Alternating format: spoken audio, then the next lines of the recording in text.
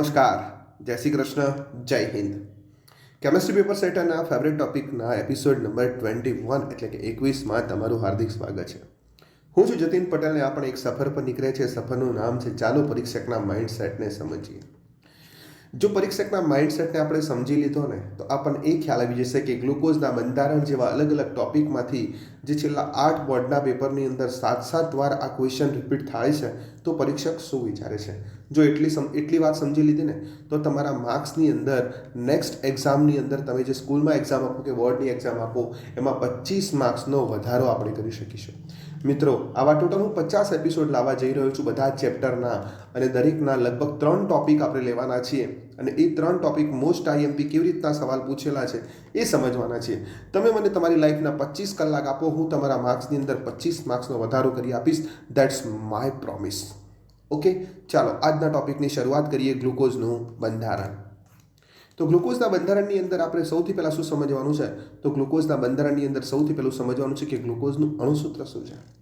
તો ગ્લુકોઝનું અણુસૂત્ર છે C6H12O6. બધા જાણે જ છે C6H12O6, બરાબર. જ્યારે આ જ ગ્લુકોઝની HI સાથે હાઇડ્રોજન આયોડાઇડ સાથે પ્રક્રિયા કરવામાં આવે છે ને ત્યારે તે કઈ નિપજ આપે છે? નિપજનું નામ છે નોર્મલ હેક્સેન. મિત્રો, HI એક એવો પ્રક્રિયક છે કે જે તમારી પાસે આલ્ડીહાઇડ હોય, કીટોન હોય, કાર્બોક્સિલિક એસિડ હોય કે પછી આલ્કોહોલ હોય, આ તમામ પ્રકારના પ્રક્રિયકો સાથે પ્રક્રિયા કરીને એની પાસે આલ્કેન બનાવવાની ક્ષમતા છે, રિડ્યુસ કરવાની ક્ષમતા છે. તો અહીં શું થાય છે? તો અહીં તમારી પાસે 6 કાર્બન ધરાવતો ગ્લુકોઝ હાજર છે, બરાબર.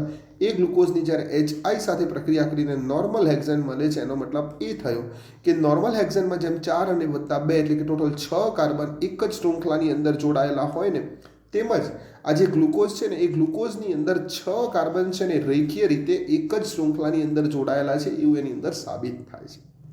તો સૌથી પહેલાં આપણને એક ખ્યાલ આવી ગયો છે કે 6 કાર્બન છે, પછી એ ખ્યાલ આવી ગયો છે કે 6 કાર્બન એક જ શૃંખલામાં જોડાયેલા છે.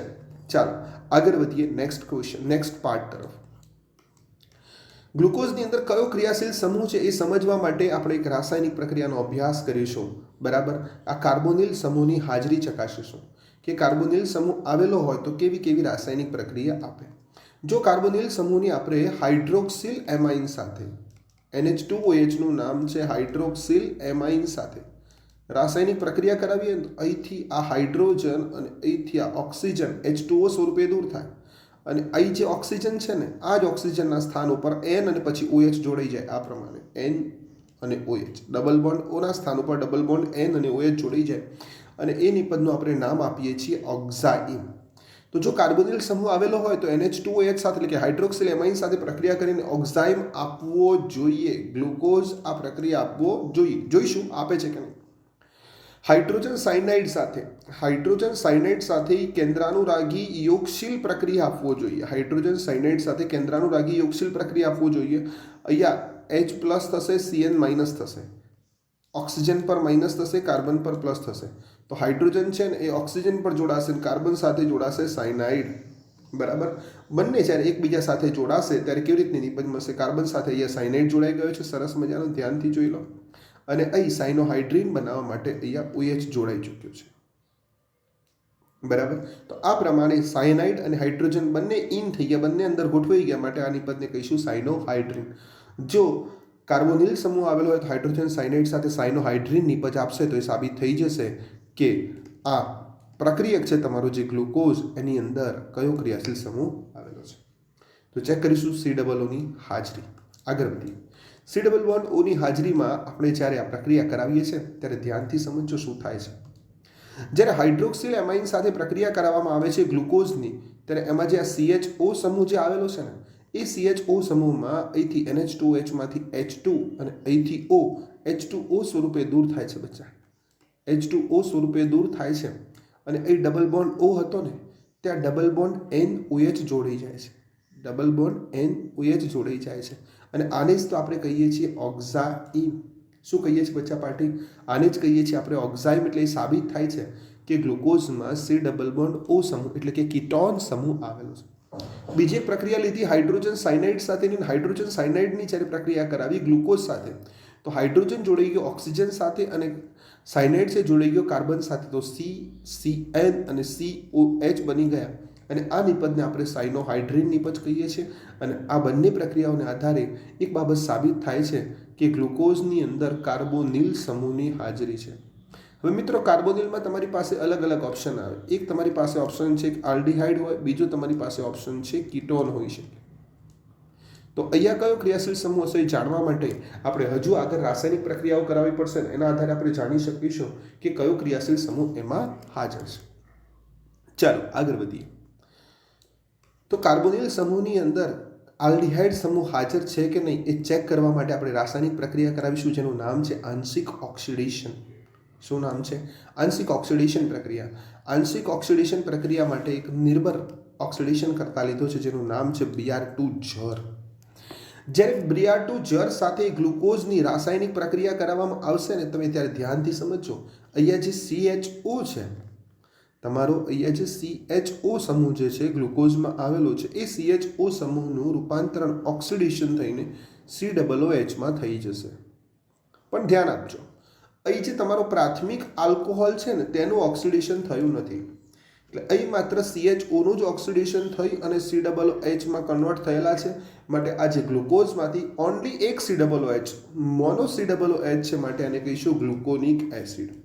જો મિત્રો આ Br2 જરના બદલે પ્રબર ઓક્સિડેશન કરતા HNO3 જેવો પ્રક્રિયક યુઝ કર્યો હોત ને આપણે તો આ CH2OHનું પણ ઓક્સિડેશન થઈ જાત અને ત્યાં COOH મળત અને ત્યારે જે પ્રોડક્ટ મળત ને એને આપણે સેકેરિક એસિડ ડાયકાર્બોક્સિલિક એસિડ પણ કહી શકાય. બટ અહીંયા શું થયું છે? અહીંયા માત્ર એક CHO સમૂહનું COOHમાં રૂપાંતરણ થયું છે અને ગ્લુકોનિક એસિડ મળ્યો છે એ પણ નિર્ભર ઓક્સિડેશન કરતા Br2 જરની હાજરીમાં. તો તે સમયે આપણે CHOની હાજરી સૂચવે છે એ બાબત સાબિત થઈ જાય છે. ઓકે બચ્ચા પાર્ટી, તો HI સાથેની પ્રક્રિયા પૂર્ણ કરી, કાર્બોનિલ સમૂહની હાજરી પૂર્ણ કરી અને હા આ CHO સમૂહની હાજરી વાળો પ્રશ્ન છે ને બહુ બધી વાર પૂછાયો છે. મોસ્ટ IMP આ પાર્ટ. મોસ્ટ IMP ને હું તો એમ કહું કે સુપર ડુપર IMP. બરાબર, આ ભાગ બહુ બધી એક્ઝામની અંદર ક્વેશ્ચન તરીકે પૂછાયેલો છે કે ગ્લુકોઝમાંથી ગ્લુકોનિક એસિડ કયા પ્રક્રિયા વડે મળે તો Br2 જળ વડે મળે. ગ્લુકોઝમાં CHO સમૂહની હાજરી સમજાવતી રાસાયણિક પ્રક્રિયા આપો તો Br2 જળ સાથે ગ્લુકોઝમાંથી ગ્લુકોનિક એસિડ CHOમાંથી COOH. બરાબર, આ રીતની અલગ રીતના સવાલ પૂછાઈ ચૂકે છે ઓલરેડી. હવે આપણે OH સમૂહની હાજરી છે ને એ સમજાવવા માટેનો પ્રયત્ન કરીએ કે OH સમૂહની હાજરી કેવી રીતના સાબિત થાય છે. ધ્યાનથી સમજો. તો જ્યારે ગ્લુકોઝની રાસાયણિક પ્રક્રિયા કરાવવામાં આવે છે એસિટિલેશન. એસિટિલેશનની અંદર આપણને ખ્યાલ છે બચ્ચા કે COCH3 ગ્રુપ એન્ટર થાય છે, એસાઇલ ગ્રુપ એન્ટર થાય છે. જેટલા OH સમૂહ આવેલા હોય ને એટલા એસાઇલ ગ્રુપ રાસાયણિક પ્રક્રિયા કરીને નિપજ મળે. જ્યારે ગ્લુકોઝની એસિટિક એનહાઇડ્રાઇડ સાથે રાસાયણિક પ્રક્રિયા કરાવવામાં આવી તો આપણને ખ્યાલ આવ્યો કે પાંચ OH સમૂહ આવેલા છે ને પેન્ટા એસિટેટ વ્યુત્પન્ન મળે છે. કેવો વ્યુત્પન્ન મળે છે બચ્ચા પાર્ટી? પેન્ટા એસિટેટ વ્યુત્પન્ન મળે છે.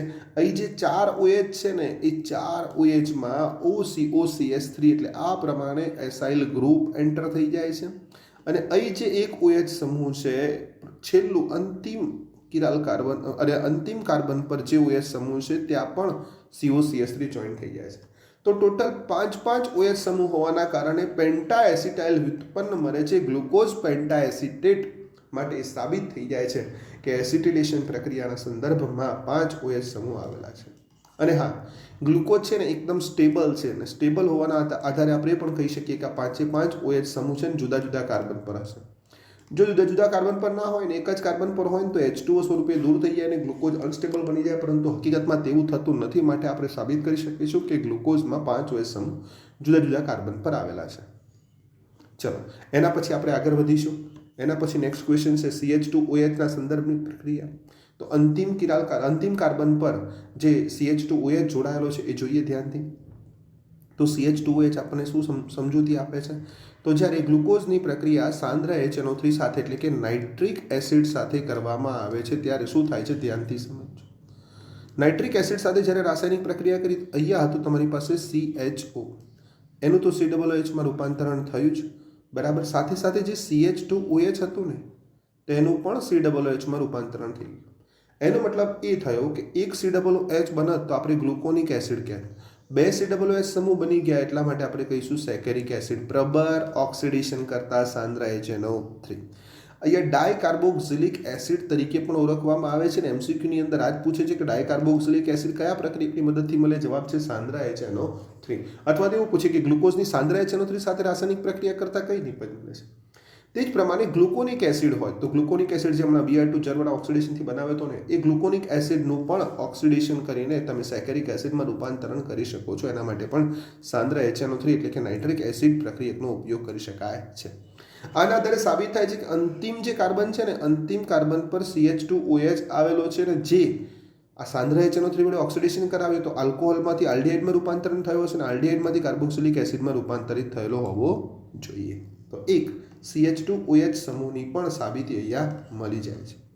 આ બધી જ સાબિતીના આધારે ફિશર અને બીજી કેટલીક પ્રક્રિયાઓના આધારે ફિશરે બંધારણ બનાવ્યું. બંધારણ કેવું છે ધ્યાનથી સમજી લેજો.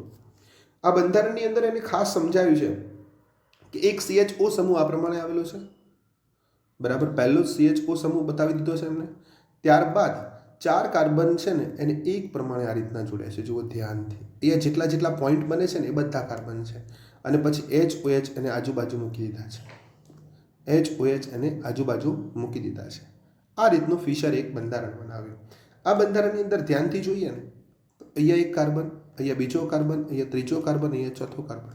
ટોટલ 4 કિરાલ કેન્દ્રો છે કે જેમાં 4 સમૂહ જુદા જુદા ગોઠવાયેલા છે, બરાબર. તો તમને એવું પૂછે કે ફિશર બંધારણની અંદર મુક્ત શૃંખલાના બંધારણની અંદર કિરાલ કાર્બન કેટલા છે? જવાબ આવે 4. સીધી સીધું તમારી ટેક્સ્ટબુકમાં નહીં આપેલું હોય, મેં તમને કહેલું છે કે નોટ અને પેન લઈને બેસવાનું અથવા હાઇલાઇટર લઈને બેસવાનું, તો તમે આ બાબત નોંધ કરી લેજો કે ગ્લુકોઝનું મુક્ત શૃંખલાનું બંધારણ છે ને એમાં 4 કિરાલ કાર્બન આવેલા છે. પરંતુ આ મુક્ત શૃંખલાનું બંધારણ બધી જ રાસાયણિક પ્રક્રિયાઓ સમજાવી શકતો ન હતું, જેનો ક્વેશ્ચન આપણે ભવિષ્યની અંદર જોવાના છે. હાલ તમને બ્રીફ આપી દઉં. તેના કારણે અલગ અલગ વૈજ્ઞાનિકોની પ્રક્રિયાઓને અંતે એક વસ્તુ સાબિત થઈને, સાબિત શું થઈ ધ્યાનથી સમજજો કે આ C1 કાર્બન જે છે તે અને આ C5 કાર્બન જે છે ને એ C5 કાર્બન સાથે એક ચક્રીય રચનામાં જોડાયેલો હોય છે. અને એ ચક્રીય રચના મેં અહીંયા બતાવી છે. C1, C2, C3, C4 અને C5. C1OC5 પ્રકારની ચક્રીય રચના છે અને આ C1OC5 પ્રકારની જેમાં 5 કાર્બન અને 1 ઓક્સિજન, 5 કાર્બન અને 1 ઓક્સિજન 6 સભ્ય દ્વારા બનતી જે રિંગ છે ને એને પાયરેનોઝ ચક્ર તરીકે ઓળખવામાં આવે છે. કેવું ચક્ર? પાયરેનોઝ ચક્ર. જો બેટા 4 કાર્બન ને 5મો ઓક્સિજન હોય ત્યારે ફ્યુરાનોઝ કહેવાય, પણ 5 કાર્બન ને 6થો ઓક્સિજન હોય ત્યારે પાયરેનોઝ ચક્ર તરીકે ઓળખવામાં આવે છે. અને આ થઈ ગયું ગ્લુકોઝનું બંધારણ. હા, ખાસ બાબત ધ્યાનમાં રાખજો કે અહીં કેવું થાય છે તો સર અહીંયા શું છે, અહીંયા ખાસ ધ્યાનમાં રાખવાનું છે કે અહીંયા કિરાલ કાર્બનની સંખ્યા બદલાય છે. કિરાલ કાર્બનની સંખ્યા કેટલી બદલાય છે તમારે સમજવું છે. પહેલાં ગણવા પડે કિરાલ કાર્બન કે કેટલા કિરાલ કાર્બન તમારા થયા છે. ધ્યાનથી સમજજો. અહીંયા 1 કિરાલ કાર્બન, 2, 3, 4 અને 5. મુક્ત શૃંખલામાં 4 હતા અને ચક્રીય રચનાની અંદર તમારા 5 કિરાલ કાર્બન થયા. કેટલા કિરાલ કાર્બન થયા બચ્ચા? 5 કિરાલ કાર્બન થાય છે. આ બાબત પણ તમે નોંધી લેજો ત્યાં. ઓકે, આ થઈ ગયો આપણો સરસ મજાનો કન્સેપ્ટ, બરાબર છે. એકવાર આપણે બ્રીફમાં સમજી લઈએ કે શું થયું છે કન્સેપ્ટની અંદર ધ્યાનથી, બરાબર છે. તો પહેલી પ્રક્રિયા તમે HI સાથે કરાવી દીધી. HI સાથે પ્રક્રિયા કરાવીને તમે શું મેળવી લીધું સર? રેખીય ગ્લુકોઝ અમને પ્રાપ્ત થઈ ગયો. પછી શું થયું છે ધ્યાનથી ફટાફટ, બરાબર છે. રેખીય નોર્મલ હેક્ઝેન તમને પ્રાપ્ત થઈ ગયો. એના પછી શું કર્યું? કાર્બોનિલ સમૂહની હાજરી માટે રાસાયણિક પ્રક્રિયા કરાવી. કાર્બોનિલ સમૂહની અંદર NH2H સાથે રાસાયણિક પ્રક્રિયા કરાવીને HCN સાથે રાસાયણિક પ્રક્રિયા કરાવી. તો NH2H સાથે પ્રક્રિયા કરાવી, ઓક્ઝાઇમ મળ્યો. HCN સાથે પ્રક્રિયા કરાવી, સાયનોહાઇડ્રિન નિપજ મળે છે. ત્યારબાદ આગળ વધીએ. CHO સમૂહની હાજરી માટે પ્રક્રિયા કરાવી. Br2 સાથે આંશિક ઓક્સિડેશનની પ્રક્રિયા કરાવી. ગ્લુકોઝમાંથી શું મળે છે? ગ્લુકોનિક એસિડ મળે છે. અને આ પ્રક્રિયાને અંતે CHO સમૂહ હાજર છે એવી સાબિતી આપી દીધી. ત્યારબાદ આપણે આગળ વધ્યા OH સમૂહની હાજરી માટે. OH સમૂહની અંદર 5 OH સમૂહ છે એની સાબિતી એસિટિક એસિટાઇલેશન પ્રક્રિયાથી આપી. એસિટિક એનહાઇડ્રેટની પ્રક્રિયાથી ગ્લુકોઝ પેન્ટાએસિડ મળે છે, જેથી ખબર પડી કે 5 OH કાર્બન છે અને સ્થિર છે, માટે 5 OH કાર્બન જુદા જુદા કાર્બન પર છે. ત્યારબાદ અંતિમ કાર્બન ઉપર CH2OH ની સાબિતી માટે સાંદ્ર HNO3 સાથે પ્રક્રિયા કરાવી. સાંદ્ર HNO3 સાથે પ્રક્રિયા કરતા બે OH સમૂહ ધરાવતો સેકેરિક એસિડ ડાયકાર્બોક્સિલિક એસિડ નિપજ તરીકે મળે છે, જેના આધાર ઉપર સાબિત થઈ ગયું અંતિમ કિરાલ કાર્બન પર CH2OH આવેલો છે. ત્યારબાદ આપણે આગળ વધ્યા ફિશર બંધારણ પર. ફિશર બંધારણની અંદર મુક્ત શૃંખલાનું બંધારણ છે. 4 કિરાલ કાર્બન આવેલા છે. CHO સમૂહ છે, 5 OH સમૂહ છે અને બધા જુદા જુદા કાર્બન પર ગોઠવાયેલા છે. પરંતુ કેટલીક બાબતો તે સમજાવી શકતું ન હતું, જે આપણે ભવિષ્યમાં જોવાના છે. તો એના લીધે C1 અને C5 વચ્ચે ચક્રીય જોડાણ ધરાવે છે તેવું બંધારણ સાબિત થયું, જેનું નામ છે પાયરેનોસ બંધારણ. અને પાયરેનોસ બંધારણની અંદર આ 5 કાર્બન છે ને એ કિરાલ કાર્બન છે. ઓકે, તો હવે આપણે આગળ વધીશું. આ ટોપિકમાંથી ક્વેશ્ચન કેવી રીતના પૂછાયા છે સમજો ધ્યાનથી. ક્વેશ્ચન ખૂબ જ અગત્યના છે. ક્વેશ્ચન કેવી રીતના પૂછાયા છે તો સૌથી પહેલાં સમજીશું બોર્ડમાં ક્વેશ્ચન કેવી રીતે પૂછાય. બરાબર, તો પહેલો સવાલ છે બોર્ડમાં, ગ્લુકોઝના સંદર્ભમાં મ્યુટા રોટેશન સમજાવો. વિશિષ્ટ પરિભ્રમણમાં થતો ફેરફાર મ્યુટા રોટેશન સમજાવો. ગ્લુકોઝનો એક ક્વેશ્ચન માર્ચ 2019ની અંદર આ પૂછાયેલો છે. એના પછી વાત કરીએ ગ્લુકોઝમાં જે CHO સમૂહ જે છે, ગ્લુકોઝમાં CHO સમૂહ છે એની હાજરી દર્શાવતી પ્રક્રિયાઓના સમીકરણ પૂછેલા છે. ધ્યાનથી સમજો. CHO સમૂહ અને C ડબલ બોન્ડ O સમૂહ એટલે NH2OH અને HCN વાળું અને Br2 ઝેર વાળું. બરાબર, આ 3 રાસાયણિક પ્રક્રિયા જે છે એ તમારે અહીંયા લખવાની છે, એના સમીકરણો તમારે લખવાના છે. એવું ક્વેશ્ચન પૂછાઈ શકે છે માર્ચ 2020ની અંદર. એના પછીનો નેક્સ્ટ સવાલ પૂછાયો છે અગેન થિયરી કે ગ્લુકોઝમાં આલ્ડીહાઇડ સમૂહની હાજરી માટે જુઓ. અહીંયા CHO કીધું અને અહીંયા શબ્દોમાં લખ્યું આલ્ડીહાઇડ. કોઈ ફરક કહેવાય? ના કહેવાય. એ માર્ચમાં પૂછાયો તો અહીંયા ઓગસ્ટમાં સવાલ પૂછાયો. ઓગસ્ટ 2020નો સવાલ. ગ્લુકોઝમાં આલ્ડીહાઇડ સમૂહની હાજરી દર્શાવતી પ્રક્રિયાનું સમીકરણ નિપજના નામ લખો. નિપજના નામ સાથે લખો. ઓકે, નીચેનામાંથી કયું વિધાન સાચું છે? નીચેના પૈકી કયું વિધાન સાચું છે? મે 2021નો સવાલ. બરાબર, તો સ્ટાર્ચના જળ વિભાજનથી ગ્લુકોઝ અને ફ્રુક્ટોઝ મળે છે. બિલકુલ સાચું નથી. ગ્લુકોઝ એકલો જ મળે, ફ્રુક્ટોઝ ક્યારેય મળે નહીં. ગ્લાયકોઝ અને ઓલિગોસેકેરોઇડ છે. બિલકુલ સાચું નથી કારણ કે તે પોલિસેકેરાઇડ છે. ગ્લુકોનિક એસિડના આંશિક ઓક્સિડેશનથી સેકેરિક એસિડ મળે છે. ગ્લુકોનિક એસિડના ઓક્સિડેશનથી સેકેરિક એસિડ મળે છે. બરાબર છે, સાચી વાત છે. અને ગ્લુકોઝ છે એ નોન રિડ્યુસિંગ શર્કરા છે. ગ્લુકોઝ તો રિડ્યુસિંગ શર્કરા છે. એટલે તમારો રાઈટ ઓપ્શન શું થશે? ગ્લુકોનિક એસિડના ઓક્સિડેશનથી સેકેરિક એસિડ મળે છે. મળે જ છે ને, ક્યાં નથી મળતું? ગ્લુકોઝથી પણ મળે અને ગ્લુકોનિક એસિડથી પણ મળે. એટલે તમારો C ઓપ્શન રાઈટ છે. કયું સાચું છે કીધું છે, તમે C પર ક્લિક કરી શકો છો. ત્યારબાદ રાસાયણિક પ્રક્રિયાની અંદર ધ્યાનથી જુઓ. 2021થી ટ્રેન્ડ બદલાયો. CHO સમૂહના બદલે થોડોક HI પર પણ આ લોકોએ ફોકસ શરૂ કર્યું. જુઓ ધ્યાનથી. ગ્લુકોઝની HI સાથેની પ્રક્રિયા કરવામાં આવે ત્યારે શું નિપજ મળે છે તે સમીકરણ દ્વારા સમજાવો. અને એનાથી આપણને શું આગાહી કરી શકીએ, શું સમજાવી શકીએ છીએ. મે 2021માં આ ટાઈપનો સવાલ પૂછાયો. ગ્લુકોઝમાં C ડબલ બોન્ડ O સમૂહ અને પ્રાથમિક OH સમૂહની હાજરી પુરવાર કરતી પ્રક્રિયાઓના સમીકરણ લખો. તમને એવું કીધું છે. માર્ચ એપ્રિલ 2022માં આ સવાલ પૂછાયો.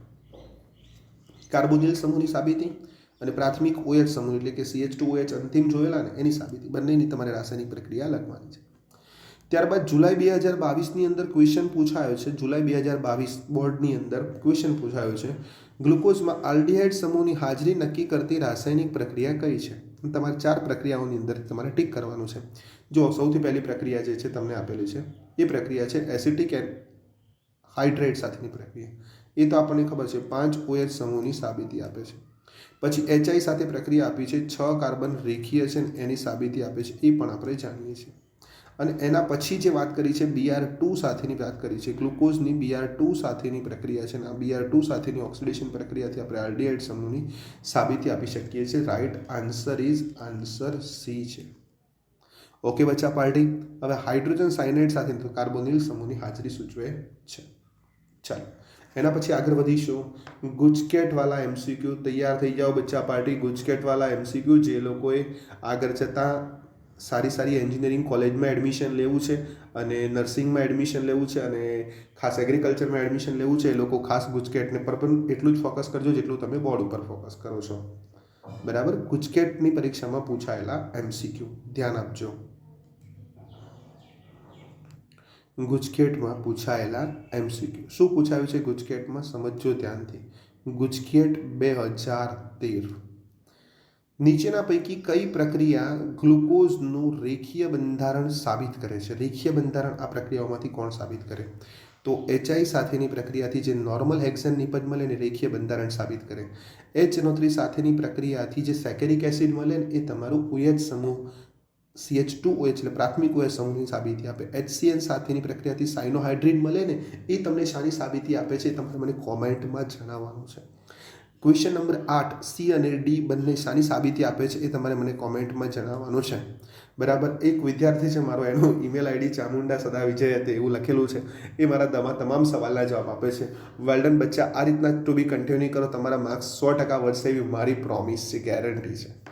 ચલો, એના પછી ગ્લુકોઝને ગ્લુકોપાયરેનોઝ શા માટે કહેવામાં આવે છે? એ ગુજકેટ 2019નો સવાલ છે. બરાબર.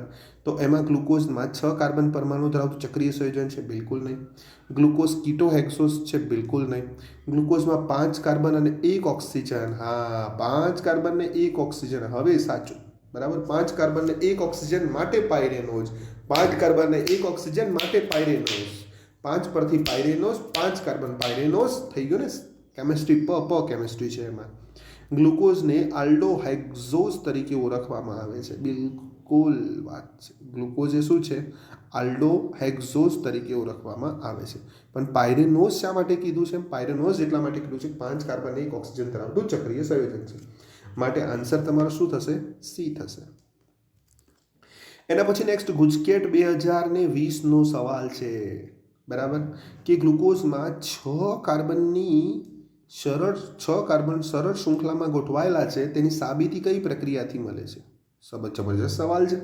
Br2 સાથે પ્રક્રિયા કરો, CHOની સાબિતી મળે. NH2OH સાથે પ્રક્રિયા કરો તો કાર્બોનિલની સાબિતી મળે. HI સાથે પ્રક્રિયા કરો 6 કાર્બન શૃંખલામાં છે એની સાબિતી મળે. ઓકે, તો રાइट आंसर इज सी. चलो डॉक्टर बाबू हो जाइए तैयार, आपके लिए आ रहा है नीट वाला MCQ. नीटમાં સવાલ કેવી રીતે પૂછાયો ધ્યાનથી સમજજો. હવે નીટનો સવાલ, નીટમાં ક્યારે સવાલ પૂછાયો છે ટોપિકનો ધ્યાનથી સમજી લેજો. નીટ 2020ની અંદર 14 ઓક્ટોબર 2020ની અંદર જે એક્ઝામ લેવાય ને એમાં નીટમાં આ ટોપિકમાંથી સવાલ પૂછાઈ ચૂક્યો છે. સવાલ શું છે સમજો. આપેલા પૈકી કયું વિધાન છે એ ગ્લુકોઝ માટે સાચું નથી શોધવાનું છે, મતલબ ખોટું શોધવાનું છે. તે એક આલ્ડોહેક્ઝોઝ છે. Yes, okay. 5 હાઇડ્રોક્સિલ સમૂહ ધરાવે છે. Yes, okay. એક રિડ્યુસિંગ શર્કરા છે. Yes, okay. તે આલ્ડોપેન્ટોઝ છે. પેન્ટોઝ છે ને એ બાબત નથી, આલ્ડોહેક્ઝોઝ છે, એટલે આ બાબત ખોટી છે. તો સાચું નથી એ બાબત આપણને મળી ગઈ છે. આન્સર થશે ડી. ત્યારબાદ એન્જિનિયરિંગ વાલો કે लिए JEE वाला MCQ फ्यूचर IITN. બરાબર. જો કન્સેપ્ટ એનો એ જ છે અને કેવી રીતના ફેરવીને પૂછાય છે. આવા જ સવાલ આપણા જે JEE પૂછાયા છે ને એવા જ સવાલ આપણા બોર્ડમાં પણ પૂછાયેલા છે બચ્ચા. બરાબર. એટલે એવું નથી કે JEEની પરીક્ષા બહુ હેવી પરીક્ષા છે, પરંતુ તમને એની ટ્રીક આવડવી જોઈએ કે એની સામે કેવી રીતે લડી શકાય છે, અને એ ટ્રીક હું તમને શીખવાડવાનો છું. ટુ બી કન્ટિન્યુ રહેજો. ટૂંક સમયની અંદર આપણે JEE માટે પણ સિરીઝ લોન્ચ કરી રહ્યા છીએ. ગ્લુકોઝને HI સાથે ગરમ કરવામાં ગ્લુકોઝને HI સાથે લાંબા સમય સુધી ગરમ કરવામાં આવે તો તે શું મળે છે? બરાબર છે. તો સર નોર્મલ હેક્ઝેન મળે છે, આપણે બાબત જાણીએ છીએ. શું મળે છે? Normal hexane. યસ. ગ્લુકોઝની રેખીય અને ચક્રીય બંધારણમાં અનુક્રમે કેટલા અવકાશ કેન્દ્રો આવેલા છે, એટલે કે કિરાલ કાર્બન સ્ટીરિયો સેન્ટર આવેલા છે? મેં તમને જ્યારે ચલાવ્યું ત્યારે જ કહ્યું હતું કે રેખીયમાં 4 છે અને ચક્રીયમાં 5 છે. ઓકે બચ્ચા પાર્ટી. કયા સ્થાને છોડીને ગ્લુકોઝ અને ગેલેક્ટોઝ બંને સમાન કોન્ફિગરેશન ધરાવે છે? મિત્રો આના માટે મારે તમને ગ્લુકોઝનું બંધારણ બતાવવું પડશે. એક સેકન્ડ ધ્યાનથી સમજી લો. ગ્લુકોઝના બંધારણ પર આપણે જઈ રહ્યા છીએ. બરાબર. એ ગ્લુકોઝનું બંધારણ ક્યાં છે? આ રહ્યું તમારી સમક્ષ છે ગ્લુકોઝનું બંધારણ. તો ધ્યાનથી જુઓ આ ગ્લુકોઝના બંધારણને. તો આ ગ્લુકોઝના બંધારણમાં તમારી પાસે આ પહેલો કાર્બન છે, પછી બીજો, ત્રીજો, ચોથો અને પાંચમો. ટોટલ તમારી પાસે 5 થી 6 કાર્બન છે. બરાબર છે. ધ્યાનથી સમજો. તો અહીંયા જે પહેલો, બીજો, ત્રીજો આ બધા કાર્બન સેમ હોય છે. પહેલો કાર્બન, બીજો કાર્બન, ત્રીજો કાર્બન. બરાબર. પણ અહીં જે આ ચોથો કાર્બન છે ને એમાં આ H અને આ OH આ બંનેના સ્થાન બદલાઈ જાય ને, H અને OH બંનેના સ્થાન બદલાઈ જાય તો તમને જે પ્રોડક્ટ મળી જાય એ ગ્લુકોઝ ના હોય, એ હોય ગેલેક્ટોઝ. એ શું હોય? ગેલેક્ટોઝ. ઓકે બચ્ચા પાર્ટી, ખ્યાલ આવી ગયો? ચાલો હવે આપણે પાછા મૂળભૂત વાત ઉપર જઈએ, આપણા ક્વેશ્ચન્સ પર જઈએ. અને આપણા ક્વેશ્ચન્સની અંદર હતું કે કયા નંબરના કાર્બન પરના જોડાણથી તમે કહી શકો? તો એનો જવાબ થાય છે C4 કાર્બન. કયો કાર્બન થશે બચ્ચા પાર્ટી? C4 carbon. તો એ C4 કાર્બન પરથી આપણે સમજાવી શકીશું. ઓકે, ચાલો.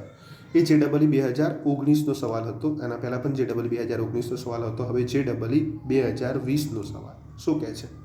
ગ્લુકોનિક એસિડ એ ડાયકાર્બોક્સિલિક એસિડ છે. બિલકુલ વાત ખોટી. હા, પણ પ્રશ્ન તો વાંચો પહેલાં. નીચેના પૈકી કયું વિધાન સાચું? તમારે સાચું વિધાન નક્કી કરવાનું છે કે ગ્લુકોઝ એ ડાયકાર્બોક્સિલિક એસિડ છે. Answer is no. Saccharic acid એ ડાયકાર્બોક્સિલિક એસિડ છે.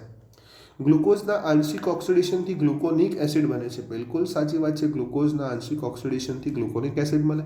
બીજું, ગ્લુકોનિક એસિડ એ ચક્રીય બંધારણ બનાવી શકે છે. બિલકુલ ખોટી વાત છે. ગ્લુકોઝના HNO3 સાથેના ઓક્સિડેશનથી ગ્લુકોનિક એસિડ બને. HNO3 સાથે પ્રક્રિયા કરો તો ભૂકા નીકળી જાય સાહેબ. એમાં તો સેકેરિક એસિડ મળે. શું મળે એમાં? સેકેરિક એસિડ મળે. આટલી બાબત ધ્યાનથી યાદ રાખવાની છે. ઓકે બચ્ચા પાર્ટી, તો અહીં આજનો આપણો લેક્ચર સમાપ્ત થાય છે. તમારે જો આ લેક્ચરની PDF જોઈએ છે તમારી ટેલિગ્રામ ચેનલને તમે જોઈન કરી દેજો. હું લિંક ડિસ્ક્રિપ્શનમાં તમને આપી દઈશ. અને આવા જ સરસ મજાના વિડીયોઝ તમારે જોઈએ છે ને 50 વિડીયો, તો તમને નીચે રેડ બટન આપેલું છે સબસ્ક્રાઇબ